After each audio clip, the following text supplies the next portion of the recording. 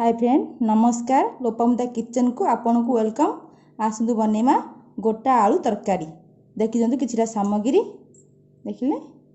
Fast नेबा किछिटा तेजपत्र, मिर्चा पत्र, पियाज, अदा रसुण पेस्ट, टमाटो, हल्दी गुंड, मरीच गुंड, जीरा पाउडर, धनिया पाउडर, गरम मसाला आ गोटा आलू। अच्छा किछिटा जीरा नेबा देखिले। जीरा एति पकेबा, दुईटा तेजपत्र, किसी दालचीनी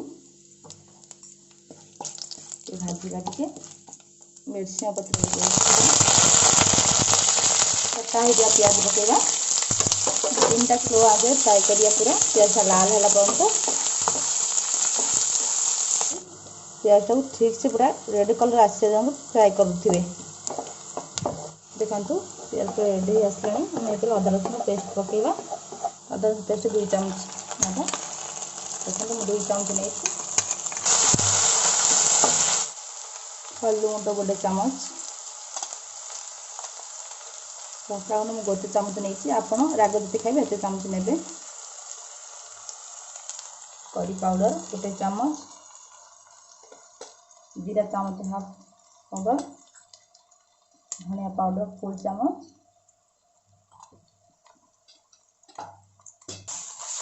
भल भी फ्राए करेंगे। अब पानी ऐड करवा। एति पानी ऐड करेंगे, बेसी पानी ऐड करेंगे। मसलाटा जमी फ्राए होला ऐड करेंगे।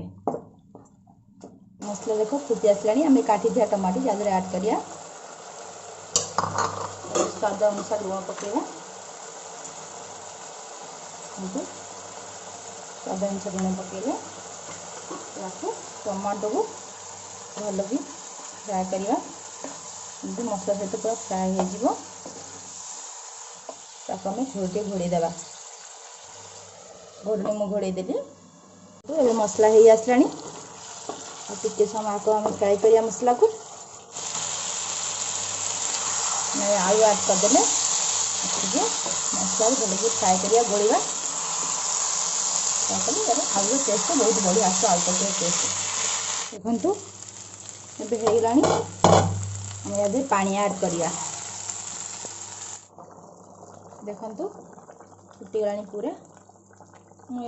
अल्प मु ग्रेवी रखी।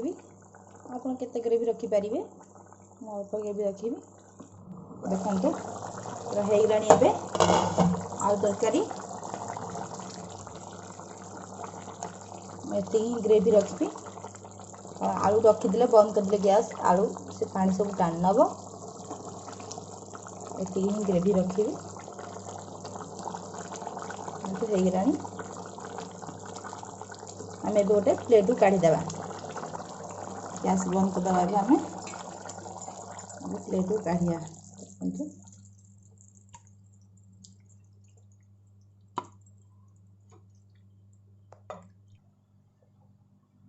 प्रस्तुत होगला मोर आलू तरकारी। देखु मो वीडियो केमती लगुच मत कमेंट बॉक्स रे कमेंट जनातु। आउ मो वीडियो को लाइक करंतु। प्रस्तुत होगला मोर आलू तरकारी। मो वीडियो केमती लगुच कमेंट बॉक्स जनातु। मो वीडियो को लाइक करंतु। मो चैनल को सब्सक्राइब करंतु नेक्स्ट वीडियो देखा।